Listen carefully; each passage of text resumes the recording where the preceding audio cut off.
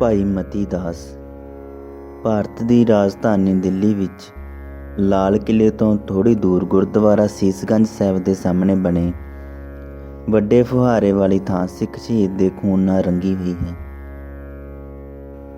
ਇਹ ਥਾਂ ਉਹ ਹੈ ਜਿੱਥੇ ਗੁਰੂ ਤੇਗ ਬਹਾਦਰ ਸਾਹਿਬ ਨਾਲ ਆਏ ਉਸ ਸਮੇਂ ਦੇ ਮਹਾਨ ਵਿਅਕਤੀ ਭਾਈ ਮਤੀ ਦਾਸ ਨੂੰ ਮੁਗਲ ਸਰਕਾਰ ਤੇ ਕਾਜ਼ੀਆਂ ਦੇ ਹੁਕਮ ਨਾਲ ਸ਼ਹੀਦ ਕੀਤਾ ਗਿਆ। ਹਜ਼ਾਰਾਂ ਲੋਕਾਂ ਦੀ ਹਾਜ਼ਰੀ ਵਿੱਚ ਆਰਾ ਸੀਸ 'ਤੇ ਰੱਖ ਕੇ ਇਉਂ ਫੇਰਿਆ ਗਿਆ ਜਿਵੇਂ ਮੋਛੇ ਨੂੰ ਦੋ ਫਾੜ ਕੀਤਾ ਜਾਂਦਾ ਹੈ। ਪਰ ਸਦਕੇ ਜਾਈਏ ਉਸ ਮਹਾਨ ਆਤਮਾ ਦੇ ਜਿਸ ਦੀਆਂ ਅੱਖਾਂ ਵਿੱਚੋਂ ਦਰਦ ਨਾਲ ਇੱਕ ਹੰਝੂ ਨਹੀਂ ਕਿਰਿਆ, ਗਲੇ ਵਿੱਚੋਂ ਹੌਂਕਾ ਨਹੀਂ ਆਇਆ, ਸਰੀਰ ਵਿੱਚ ਜਰਾ ਵੀ ਕਾਂਬਾ ਨਹੀਂ ਛਿੜਿਆ, ਮਨ ਡੋਲਿਆ ਨਹੀਂ ਤੇ ਜਪਜੀ ਸਾਹਿਬ ਦਾ ਪਾਠ ਕਰਦਿਆਂ ਧਿਆਨ ਨਹੀਂ ਥਿੜਕਿਆ ਅਤੇ ਉਸ ਸਮੇਂ ਤੱਕ ਬਿਰਤੀ ਇੱਕ ਰਹੀ ਜਦ ਤੱਕ ਕਿ ਆਰੇ ਨੇ ਸਰੀਰ ਦੋ ਫਾੜ ਨਹੀਂ ਕਰ ਦਿੱਤਾ ਤੇ ਆਤਮਾ ਰੂਪੀ ਭੋਰਾ ਸਰੀਰ ਰੂਪੀ ਰੁੱਖ ਤੋਂ ਉਡਾਰੀ ਨਹੀਂ ਮਾਰ ਗਿਆ। ਦੁਨੀਆ ਦਾ ਇਤਿਹਾਸ ਇਸ ਤਰ੍ਹਾਂ ਦੀ ਬਲਵਾਨ ਸ਼ਹੀਦੀ ਦੀ ਮਿਸਾਲ ਵੀ ਪੈਦਾ ਨਹੀਂ ਕਰ ਸਕਿਆ ਜਿਸ ਤਰ੍ਹਾਂ ਦੇ ਸਿੱਖ ਇਤਿਹਾਸ ਵਿੱਚ ਗੁਰੂ ਸਾਹਿਬਾਨ ਤੇ ਉਹਨਾਂ ਦੇ ਸਿੱਖਾਂ ਨੇ ਆਪਾ ਵਾਰ ਕੇ ਪੈਦਾ ਕੀਤੀ। ਪਾਕਿਸਤਾਨ ਦੇ ਜੇਹਲਮ ਜ਼ਿਲ੍ਹੇ ਵਿੱਚ ਚੱਕਵਾਲ ਤੋਂ 6 ਮੀਲ ਦੂਰ ਕਟਾਸ ਰਾਜ ਵਾਲੀ ਸੜਕ 'ਤੇ ਨਗਰ ਕਰਿਆਲਾ ਹੈ ਜੋ ਸੁੰਦਰਤਾ ਤੇ ਦਿਲ ਖਿੱਚਵੇਂ ਨਜ਼ਾਰਿਆਂ ਦੇ ਪੱਖੋਂ ਸਾਰੇ ਧਨੀ ਪੋਠੋਹਾਰ ਵਿੱਚ ਖਾਸ ਪ੍ਰਸਿੱਧ ਹੈ। ਆਸ-ਪਾਸ ਪਹਾੜੀਆਂ ਦੇ ਸੁੰਦਰ ਦ੍ਰਿਸ਼ ਹਨ। ਇਸ ਇਲਾਕੇ ਨੂੰ ਧਨੀ ਕਿਹਾ ਜਾਂਦਾ ਹੈ। ਸੱਚਮੁੱਚ ਹੀ ਕੁਦਰਤੀ ਦ੍ਰਿਸ਼ਾਂ ਕਰਕੇ ਇਹ ਇਲਾਕਾ ਬਹੁਤ ਹੀ ਸੋਹਣਾ ਹੈ। ਵਸੋਂ ਬਹੁਤ ਮੁਸਲਮਾਨੀ ਹੈ ਤੇ ਪਹਿਲਾਂ ਕੋਈ ਵਿਰਲਾ ਹੀ ਹਿੰਦੂ ਪਰਿਵਾਰ ਰਿਹਾ ਕਰਦਾ ਸੀ, ਪਰ ਫਿਰ ਵਸੋਂ ਵੱਧ ਗਈ। 1947 ਵਿੱਚ ਹਿੰਦੂ ਸਿੱਖ ਵਸੋਂ ਉੱਠ ਕੇ ਭਾਰਤ ਆ ਗਈ। ਭਾਈ ਮਤੀ ਦਾਸ ਜੀ ਇਸੇ ਸੋਹਣੇ ਇਲਾਕੇ ਦੇ ਜੰਮਪਲ ਸਨ ਜਿਨ੍ਹਾਂ ਆਪਣੀ ਕੁਰਬਾਨੀ ਨਾਲ ਜਿੱਥੇ ਆਪਣਾ ਨਾਮ ਰੋਸ਼ਨ ਕੀਤਾ ਉੱਥੇ ਇਲਾਕੇ ਦੀ ਸ਼ੋਭਾ ਵੀ ਵਧਾਈ। ਭਾਈ ਕਾਨ ਸਿੰਘ ਨਾਭਾ ਨੇ ਮਹਾਨ ਕੋਸ਼ ਵਿੱਚ ਭਾਈ ਪਰਾਗਾ ਤੇ ਭਾਈ ਮਤੀ ਦਾਸ ਬਾਰੇ ਜਾਣਕਾਰੀ ਦਿੰਦਿਆਂ ਲਿਖਿਆ ਹੈ, ਪਰਾਗਾ ਪਿੰਡ ਜ਼ਿਲ੍ਹਾ ਜੇਹਲਮ ਦੇ ਕੜਿਆਲਾ ਪਿੰਡ ਦਾ ਵਸਨੀਕ ਸ਼ਿਬਰ ਬ੍ਰਾਹਮਣ ਜੋ ਮਹਾਤਮਾ ਗੌਤਮ ਦਾ ਪੁੱਤਰ ਸੀ। ਇਸ ਨੇ ਗੁਰਸਿੱਖੀ ਜੀਵਨ ਧਾਰਨ ਕਰਕੇ ਆਪਣਾ ਜੀਵਨ ਹੋਰਨਾਂ ਲਈ ਨਮੂਨਾ ਬਣਾਇਆ। ਇਸ ਆਤਮ ਗਿਆਨੀ ਅਤੇ ਧਰਮਵੀਰ ਮਹਾਤਮਾ ਦੇ 4 ਪੁੱਤਰ ਹੋਏ, ਭਾਈ ਮਤੀ ਦਾਸ, ਭਾਈ ਸਤੀ ਦਾਸ, ਜਤੀ ਦਾਸ ਤੇ ਸਖੀ ਦਾਸ। ਮਤੀ ਦਾਸ ਭਾਈ ਪਰਾਗੇ ਦਾ ਜੇਠਾ ਪੁੱਤਰ ਸੀ।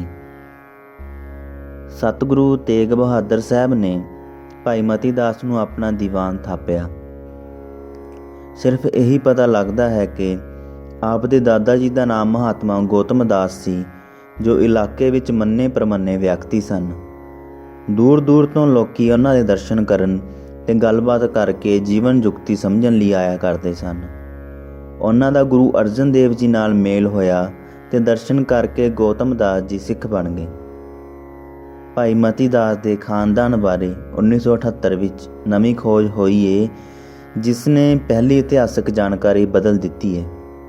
ਗਿਆਨੀ ਮੋਤਾ ਸਿੰਘ ਜੀ ਨਵੀਂ ਦਿੱਲੀ ਨੇ ਹਰਿਦੁਆਰ ਦੇ ਪਾਂਡਿਆਂ ਦੀਆਂ ਵਹੀਆਂ 'ਚੋਂ ਭਾਈ ਮਤੀ ਦਾਸ ਤੇ ਭਾਈ ਸਤੀ ਦਾਸ ਦੋਹਾਂ ਬਾਰੇ ਨਵੀਂ ਜਾਣਕਾਰੀ ਪ੍ਰਾਪਤ ਕਰਕੇ ਖਾਲਸਾ ਸਮਾਚਾਰ ਅੰਮ੍ਰਿਤਸਰ ਦੇ 2 ਫਰਵਰੀ 1978 ਦੇ ਅੰਕ ਵਿੱਚ ਲੇਖ ਪ੍ਰਕਾਸ਼ਿਤ ਕੀਤਾ ਹੈ ਤੇ ਉਸ ਵਿੱਚ ਦੱਸਿਆ ਹੈ ਕਿ ਪਾਂਡਿਆਂ ਦੀਆਂ ਵਹੀਆਂ ਵਿੱਚ ਭਾਈ ਮਤੀ ਦਾਸ ਦੇ ਗੁਰਮੁਖੀ ਵਿੱਚ ਦਸਤਖਤ ਅਤੇ ਆਪਣੇ ਪਰਿਵਾਰ ਬਾਰੇ ਪੰਜਾਬੀ ਵਿੱਚ ਲਿਖੀ ਜਾਣਕਾਰੀ ਮਿਲੀ ਹੈ।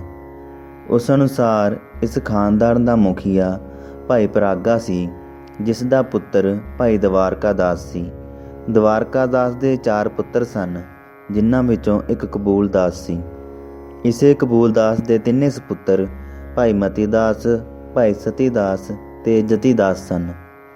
ਭਾਈ ਮੋਤਾ ਸਿੰਘ ਚੱਕਵਾਲੀਏ ਨੇ ਉਹਨਾਂ ਵਹੀਆਂ ਤੋਂ ਭਾਈ ਮਤੀ ਦਾਸ ਦੀ ਆਪਣੇ ਹੱਥ ਨਾਲ ਲਿਖੀ ਗੁਰਮੁਖੀ ਦੀ ਫੋਟੋ ਕਾਪੀ ਵੀ ਲੈ ਲਈ ਸੀ।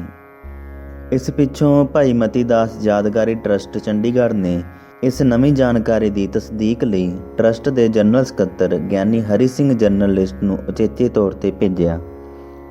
ਉਹਨਾਂ ਨੇ ਵੀ ਇਸ ਸਾਰੀ ਜਾਣਕਾਰੀ ਬਾਰੇ ਰਿਕਾਰਡ ਨੂੰ ਵੇਖਿਆ ਅਤੇ ਆ ਕੇ ਟਰੱਸਟ ਨੂੰ ਰਿਪੋਰਟ ਦਿੱਤੀ ਕਿ ਉਹ 300 ਸਾਲ ਪੁਰਾਣੀ ਵਹੀ ਹੁਣ ਹਰਿਦੁਆਰ ਦੇ ਪਾਂਡੇ ਪਰਮੇਸ਼ਵਰੀ ਦਾਸ ਪਾਸ ਸੁਰੱਖਿਅਤ ਪਈ ਹੈ। ਭਾਈ ਮਤੀ ਦਾਸ ਦੇ ਇਸ ਖਾਨਦਾਨੀ ਪਿਛੋਕੜ ਬਾਰੇ ਮਟਨ ਸਾਹਿਬ ਕਸ਼ਮੀਰ ਦੇ ਪਾਂਡਿਆਂ ਪਾਸ ਵੀ ਰਿਕਾਰਡ ਮੌਜੂਦ ਹੈ। ਭਾਈ ਜਗਤ ਸਿੰਘ ਜੇਲਮੀ ਨੇ ਮਟਨ ਸਾਹਿਬ ਤੋਂ ਇਸੇ ਤਰ੍ਹਾਂ ਦੀ ਜਾਣਕਾਰੀ ਹਾਸਲ ਕੀਤੀ ਹੈ। ਮਹਾਤਮਾ ਗੌਤਮ ਦਾਸ ਜੀ ਦਾ ਇੱਕ ਪੁੱਤਰ ਸੀ ਜਿਸ ਦਾ ਨਾਮ ਭਾਈ ਪਰਾਗਾ ਸੀ। ਇਹ ਬੜਾ ਦਲੇਰ ਤੇ ਪਹਿਲਵਾਨ ਸੀ। ਪਿੰਡ ਵਿੱਚ ਹੀ ਨਹੀਂ, ਸਾਰੇ ਇਲਾਕੇ ਵਿੱਚ ਇਸ ਦਾ ਮੁਕਾਬਲਾ ਕੋਈ ਨਹੀਂ ਸੀ ਕਰ ਸਕਦਾ। ਜਦ ਗੁਰੂ ਹਰਗੋਬਿੰਦ ਸਾਹਿਬ ਨੇ ਮੀਰੀ ਪੀਰੀ ਦੀਆਂ 2 ਤਲਵਾਰਾਂ ਪਹਿਨ ਲਈਆਂ ਤੇ ਬਕਾਇਦਾ ਫੌਜ ਰੱਖਣ ਦਾ ਐਲਾਨ ਕਰ ਦਿੱਤਾ ਤਾਂ ਭਾਈ ਪਰਾਗਾ ਵੀ ਗੁਰੂ ਸਾਹਿਬ ਦੇ ਚਰਨਾਂ ਵਿੱਚ ਹਾਜ਼ਰ ਹੋਇਆ ਤੇ ਆਪਣੇ ਆਪ ਨੂੰ ਸੇਵਾ ਲਈ ਪੇਸ਼ ਕਰ ਦਿੱਤਾ। ਗੁਰੂ ਸਾਹਿਬ ਸੋਹਣਾ ਜਵਾਨ ਤੇ ਨੇਕ ਪਿਤਾ ਦਾ ਪੁੱਤਰ ਦੇਖ ਕੇ ਖੁਸ਼ ਹੋਏ ਤੇ ਇੱਕ ਦਸਤੇ ਦਾ ਮੁਖੀ ਨਿਯਤ ਕਰ ਦਿੱਤਾ। ਜਦ ਹਰਗੋਬਿੰਦਪੁਰ ਨੇੜੇ ਗੁਰੂ ਸਾਹਿਬ ਨੇ ਦੂਜੀ ਲੜਾਈ ਲੜੀ ਤਾਂ ਉਸ ਸਮੇਂ ਭਾਈ ਪਰਾਗਾ ਜੀ ਨੇ ਖਾਸ ਬਹਾਦਰੀ ਦਿਖਾਈ। ਆਪ ਦੇ 4 ਪੁੱਤਰ ਸਨ, ਜਿਨ੍ਹਾਂ ਵਿੱਚੋਂ ਇੱਕ ਮਤੀ ਦਾਸ ਜੀ ਤੇ ਦੂਜੇ ਭਾਈ ਸਤੀ ਦਾਸ ਸਨ, ਜੋ ਦਿੱਲੀ ਆ ਕੇ ਸ਼ਹੀਦ ਹੋਏ। ਭਾਈ ਮਤੀ ਦਾਸ ਮੁੱਢ ਤੋਂ ਹੀ ਬੜੇ ਸ਼ਰਧਾਲੂ ਤੇ ਨਾਮ ਰਸੀਏ ਸਨ, ਪਰ ਸ੍ਰੀ ਗੁਰੂ ਤੇਗ ਬਹਾਦਰ ਜੀ ਮਹਾਰਾਜ ਲੰਮੀ ਤਪੱਸਿਆ ਪਿੱਛੋਂ ਜਦ ਬਾਬਾ ਬਕਾਲੇ ਵਿੱਚ ਪ੍ਰਗਟ ਹੋਏ ਤੇ ਗੁਰਗੱਦੀ ਸੰਭਾਲੀ ਤਾਂ ਉਸ ਸਮੇਂ ਦੂਰ ਦੂਰ ਤੋਂ ਸਿੱਖ ਸੰਗਤਾਂ ਉਹਨਾਂ ਦੇ ਦਰਸ਼ਨਾਂ ਨੂੰ ਆਈਆਂ। ਧਨੀ ਪੋਠੋਹਾਰ ਦੀ ਸੰਗਤ ਵੀ ਇਕੱਠੀ ਹੋ ਕੇ ਆਈ। ਭਾਈ ਮਤੀ ਦਾਸ ਵੀ ਇਸ ਸਮੇਂ ਦਰਸ਼ਨ ਕਰਨ ਲਈ ਆਏ। ਗੁਰੂ ਤੇਗ ਬਹਾਦਰ ਜੀ ਦੇ ਦਰਸ਼ਨ ਕਰਕੇ ਆਪ ਨੂੰ ਆਤਮਿਕ ਤੇ ਮਾਨਸਿਕ ਸ਼ਾਂਤੀ ਪ੍ਰਾਪਤ ਹੋਈ। ਜੀਵਨ ਵਿੱਚ ਹੋਰ ਪਲਟਾ ਆਇਆ ਤੇ ਭਾਈ ਜੀ ਨੇ ਗੁਰੂ ਚਰਨਾਂ ਵਿੱਚ ਹੀ ਰਹਿ ਕੇ ਸੇਵਾ ਕਰਨ ਤੇ ਸਦਾ ਦਰਸ਼ਨ ਕਰਕੇ ਆਪਣਾ ਜੀਵਨ ਕਲਿਆਣ ਕਰਨ ਦੀ ਧਾਰ ਲਈ। ਕਾਫੀ ਸਮਾਂ ਆਪ ਨੇੜੇ ਰਹਿਣ ਕਾਰਨ ਗੁਰੂ ਘਰ ਦੇ ਪ੍ਰਬੰਧ ਵਿੱਚ ਆਪ ਨੂੰ ਖਾਸ ਜ਼ਿੰਮੇਵਾਰੀ ਸੌਂਪੀ ਗਈ।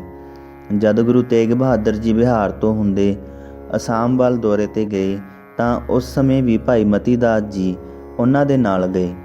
ਫਿਰ ਉਹ ਸਮਾਂ ਆ ਗਿਆ ਜਦੋਂ ਸਿੱਖਾਂ ਦੀ ਲੋਕ ਲਹਿਰ ਫਿਰ ਇੱਕ ਵਾਰ ਜ਼ਬਰ ਜ਼ੁਲਮ ਨਾਲ ਟੱਕਰ ਲੈਣ ਲਈ ਤਿਆਰ ਹੋ ਗਈ।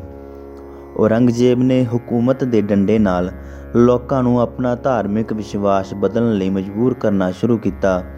ਉਹਨਾਂ ਨੂੰ ਮੌਤ ਦੇ ਘਾਟ ਉਤਾਰਨਾ ਸ਼ੁਰੂ ਕਰ ਦਿੱਤਾ। ਹਜ਼ਾਰਾਂ ਮੁਟਿਆਰਾਂ ਦੇ ਸੁਹਾਗ ਖੋਏ ਗਏ। ਲੱਖਾਂ ਮਾਸੂਮਾਂ ਦੇ ਸਿਰਾਂ ਤੋਂ ਮਾਪਿਆਂ ਦਾ ਸਾਇਆ ਉਠਾ ਦਿੱਤਾ ਗਿਆ। ਇਹ ਸਾਫ਼ ਧੱਕਾ ਸੀ, ਅਜਿਹਾ ਅਨਿਆਏ ਜਿਸ ਨੂੰ ਸਿੱਖਾਂ ਵਰਗੇ ਸੰਤ ਸਿਪਾਹੀ ਬਰਦਾਸ਼ਤ ਨਹੀਂ ਸਨ ਕਰ ਸਕਦੇ।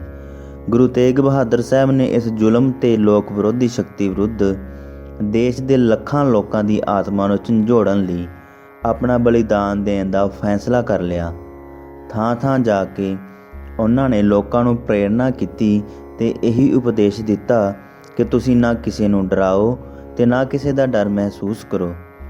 ਇਸ ਪ੍ਰਚਾਰ ਸਮੇਂ ਬਹੁਤ ਸਾਰੀ ਸੰਗਤ ਆਪ ਦੇ ਨਾਲ ਹੀ ਪੰਜਾਬ ਤੋਂ ਦਿੱਲੀ ਵੱਲ ਨੂੰ ਤੁਰ ਪਈ। ਗੁਰੂ ਸਾਹਿਬ ਨੇ ਰਾਹ ਵਿੱਚ ਸਾਰੀ ਸੰਗਤ ਨੂੰ ਵਿਦਾ ਕਰ ਦਿੱਤਾ, ਕਿਉਂਕਿ ਹੁਣ ਕੇਵਲ ਉਹਨਾਂ ਨੂੰ ਨਾਲ ਲੈ ਜਾਣਾ ਸੀ ਜੋ ਇਮਤਿਹਾਨ ਦੇ ਕਰੜੇ ਪਰਚੇ ਨੂੰ ਚੰਗੀ ਤਰ੍ਹਾਂ ਹੱਲ ਕਰਨ ਤੇ ਪਾਸ ਹੋਣ ਦੇ ਯੋਗ ਸਨ। ਇਸ ਸਮੇਂ 5 ਸਿੱਖਾਂ ਨੂੰ ਨਾਲ ਲੈ ਕੇ ਗੁਰੂ ਤੇਗ ਬਹਾਦਰ ਜੀ ਆਗਰੇ ਪਹੁੰਚ ਗਏ। ਇਹ 5 ਸਿੱਖ ਭਾਈ ਮਤੀ ਦਾਸ, ਭਾਈ ਸਤੀ ਦਾਸ, ਭਾਈ ਦਿਆਲਾ ਜੀ, ਭਾਈ ਗੁਰਦਿੱਤਾ ਜੀ ਤੇ ਭਾਈ ਉਦਾ ਜੀ ਸਨ। ਗੁਰੂ ਤੇਗ ਬਹਾਦਰ ਜੀ ਦੀ ਗ੍ਰਿਫਤਾਰੀ ਦਾ ਹੁਕਮ ਔਰੰਗਜ਼ੇਬ ਨੇ ਜਾਰੀ ਕੀਤਾ ਹੋਇਆ ਸੀ ਤੇ ਕਾਫੀ ਸਮੇਂ ਤੋਂ ਆਪ ਦੀ ਭਾਲ ਕੀਤੀ ਜਾ ਰਹੀ ਸੀ, ਪਰ ਪਤਾ ਨਹੀਂ ਸੀ ਲੱਗ ਰਿਹਾ।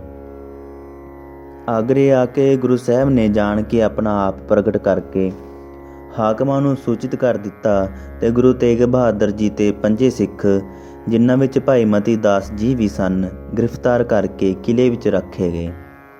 ਉਦੋਂ ਦਿੱਲੀ ਪਤਾ ਭੇਜ ਦਿੱਤਾ ਗਿਆ ਤੇ ਉੱਥੋਂ ਆਈ ਹਦਾਇਤ ਅਨੁਸਾਰ 500 ਫੌਜੀਆਂ ਦੇ ਪਹਿਰੇ ਹੇਠ ਗੁਰੂ ਤੇਗ ਬਹਾਦਰ ਜੀ ਤੇ ਉਹਨਾਂ ਦੇ 5 ਸਿੱਖਾਂ ਨੂੰ ਦਿੱਲੀ ਲੈ ਆਂਦਾ ਗਿਆ।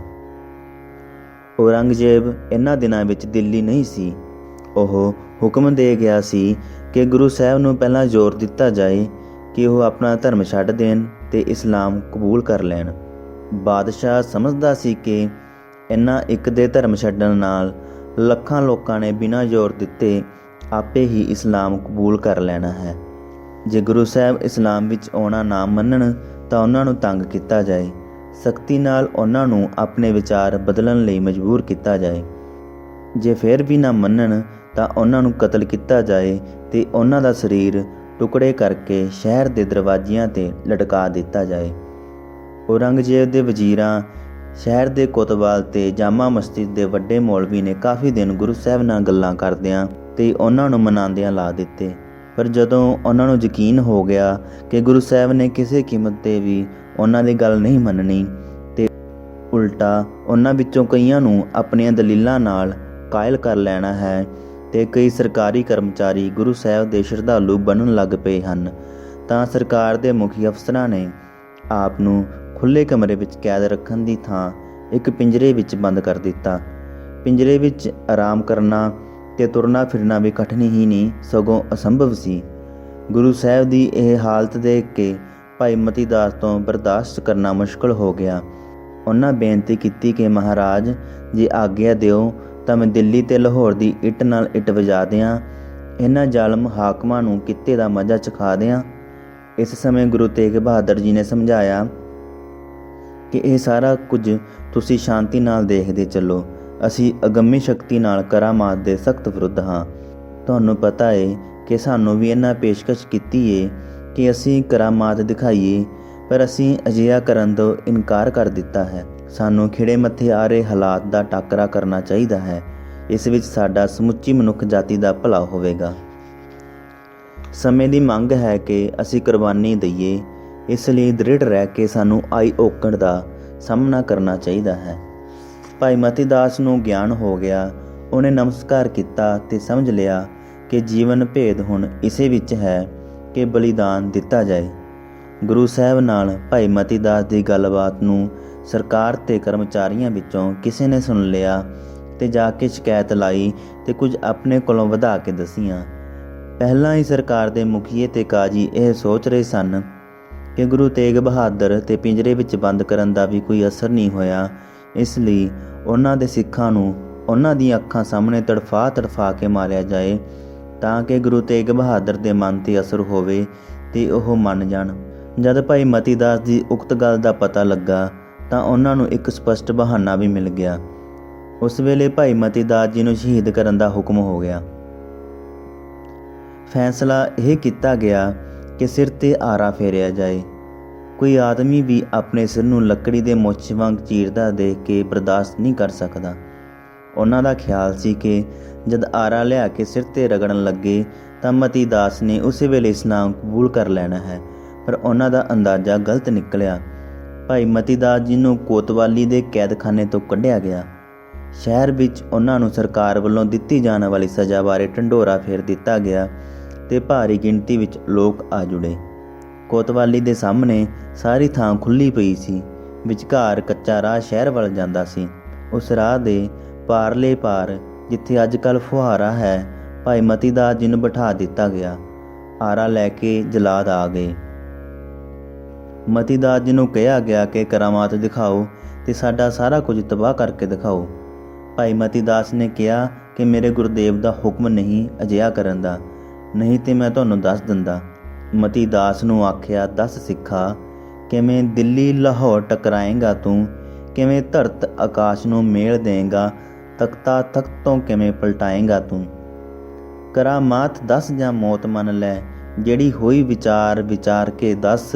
ਜਾਂ ਤੇ ਮਰਨ ਦੇ ਲਈ ਤਿਆਰ ਹੋ ਜਾ ਤੇ ਜਾਂ ਸ਼ਾਹੀ ਹੁਕੂਮਤ ਨੂੰ ਮਾਰ ਕੇ ਦੱਸ। ਮਤੀ ਦਾਸ ਨੇ ਆਖਿਆ, ਇਉਂ ਅੱਗੋਂ ਕਰਾਂ ਕੀ ਜੇ ਕਿਲਿਆ ਨਾਗ ਹਾਂ ਮੈਂ, ਬਿਨਾਂ ਹੁਕਮ ਤੋਂ ਝੂਲਦਾ ਨਹੀਂ ਪਤਾ, ਨਹੀਂ ਤਾਂ ਸਮਝ ਮੈਨੂੰ ਮਾਰੂ ਰਾਗ ਹਾਂ ਮੈਂ। ਪੈਣ ਪਿਟਨੇ ਮੁਗਲ ਸਰਕਾਰ ਅੰਦਰ, ਮੰਨੀ ਸੱਚ ਕੇ ਅਜਲ ਦੇ ਵਾਂਗ ਹਾਂ ਮੈਂ। ਤਖਤ ਵਾਲਿਆਂ ਨੂੰ ਪਾਵਾਂ ਮੰਜਿਆਂ ਤੇ, ਪਰ ਹੁਕਮ ਵਾਜੋਂ ਕੁਝ ਨਹੀਂ ਕਰ ਸਕਦਾ। ਇਸ ਵਾਸਤੇ ਮਰਨ ਮਨਜ਼ੂਰ ਮੈਨੂੰ, ਬਿਨਾਂ ਮਰਨ ਤੋਂ ਹੋਰ ਨਹੀਂ ਕਰ ਸਕਦਾ।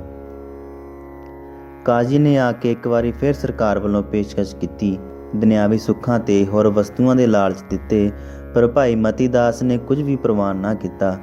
ਅਖੀਰ ਫਿਰ ਜਲਾਦਾਂ ਨੂੰ ਨਜ਼ਦੀਕ ਬੁਲਾ ਲਿਆ ਗਿਆ। ਉਹਨਾਂ ਨੂੰ ਫਿਰ ਆ ਕੇ ਇਤਨਾ ਕੁ ਮੰਨਣ ਲਈ ਕਿਹਾ ਕਿ ਉਹ ਗੁਰੂ ਤੇਗ ਬਹਾਦਰ ਦਾ ਸਾਥ ਛੱਡ ਦੇਣ। ਭਾਈ ਮਤੀ ਦਾਸ ਨੇ ਉੱਤਰ ਦਿੱਤਾ ਕਿ ਇਹ ਨਹੀਂ ਹੋ ਸਕਦਾ। ਗੁਰੂ ਸਾਹਿਬ ਦਾ ਲੜ ਛੱਡ ਕੇ ਮੈਂ ਜਿੰਦਾ ਨਹੀਂ ਰਹਿ ਸਕਦਾ। ਫਿਰ ਵੀ ਮੈਂ ਰੁਲ ਕੇ ਮਰਨਾ ਹੈ, ਇਸ ਲਈ ਤੁਹਾਡੇ ਤਸੀਹੇ ਸਹਿ ਕੇ ਮਰਨਾ ਵਧੇਰੇ ਚੰਗਾ ਹੈ। ਹੁਣ ਬਹੁਤੀ ਦੇਰ ਨਾ ਲਾਓ, ਮੈਨੂੰ ਇਉਂ ਪਿਆ ਜਾਪਦਾ ਹੈ ਕਿ ਸ਼ਹੀਦਾਂ ਦੇ ਸਰਤਾਜ ਸ੍ਰੀ ਗੁਰੂ ਅਰਜਨ ਦੇਵ ਜੀ ਮੈਨੂੰ ਆਪਣੇ ਗਲਵੱਕੜੇ ਵਿੱਚ ਲੈਣ ਲਈ ਪਵਿੱਤਰ ਬਾਹਾਂ ਖਿਲਾਰੀ ਬੁਲਾ ਰਹੇ ਹਨ। ਕਾਜੀ ਨੇ ਅਖੀਰ ਪੁੱਛਿਆ ਕਿ ਮਰਨ ਤੋਂ ਪਹਿਲਾਂ ਤੇਰੀ ਜੇਕਰ ਕੋਈ ਇੱਛਾ ਹੋਵੇ ਤਾਂ ਉਹ ਦੱਸ, ਅਸੀਂ ਉਸ ਨੂੰ ਪੂਰਾ ਕਰ ਸਕਦੇ ਹਾਂ। ਇਹ ਉਸ ਸਮੇਂ ਰਿਵਾਜ ਸੀ ਕਿ ਜਿਸ ਨੂੰ ਮਾਰਨਾ ਹੋਵੇ ਉਹਦੀ ਕੋਈ ਮੰਨਣਯੋਗ ਇੱਛਾ ਪੂਰੀ ਕਰ ਦਿੱਤੀ ਜਾਇਆ ਕਰਦੀ ਸੀ। ਭਾਈ ਮਤੀ ਦਾਸ ਜੀ ਨੂੰ ਜਦ ਪੁੱਛਿਆ ਗਿਆ ਤਾਂ ਉਹਨਾਂ ਨੇ ਕਿਹਾ ਕਿ ਮੇਰੀ ਇੱਛਾ ਇਹ ਹੈ ਕਿ ਮੇਰੇ ਸੀਸ 'ਤੇ ਆਰਾ ਰੱਖਣ ਸਮੇਂ ਮੇਰਾ ਮੂੰਹ ਉਸ ਪਿੰਜਰੇ ਵੱਲ ਕਰ ਦਿੱਤਾ ਜਾਏ ਜਿਸ ਵਿੱਚ ਸ੍ਰੀ ਗੁਰੂ ਤੇਗ ਬਹਾਦਰ ਸਾਹਿਬ ਕੈਦ ਹਨ, ਤਾਂ ਕਿ ਮੈਂ ਆਪਣੇ ਜੀਵਨ ਦੇ ਅੰਤਲੇ ਸਵਾਸ ਤੱਕ ਆਪਣੇ ਮਾਹੀ ਪ੍ਰੀਤਮ ਦੇ ਦਰਸ਼ਨ ਕਰ ਸਕਾਂ। ਮੈਨੂੰ ਹੋਰ ਇਸ ਸਮੇਂ ਕਿਸੇ ਚੀਜ਼ ਦੀ ਇੱਛਾ ਜਾਂ ਅਭਿਲਾਸ਼ਾ ਨਹੀਂ। ਇਸੇ ਤਰ੍ਹਾਂ ਕੀਤਾ ਗਿਆ ਤੇ ਭਾਈ ਮਤੀ ਦਾਸ ਦਾ ਮੂੰਹ ਉੱਧਰ ਕਰਕੇ ਆਰਾ ਸੀਸ 'ਤੇ ਰੱਖ ਦਿੱਤਾ ਗਿਆ। ਹਜ਼ਾਰਾਂ ਦੀ ਗਿਣਤੀ ਵਿੱਚ ਇਕੱਠੇ ਹੋਏ ਲੋਕ ਦੇਖ ਕੇ ਹੈਰਾਨ ਹੋ ਰਹੇ ਸਨ ਕਿ ਭਾਈ ਮਤੀ ਦਾਸ ਨੂੰ ਜਰਾ ਵੀ ਘਬਰਾਹਟ ਨਹੀਂ।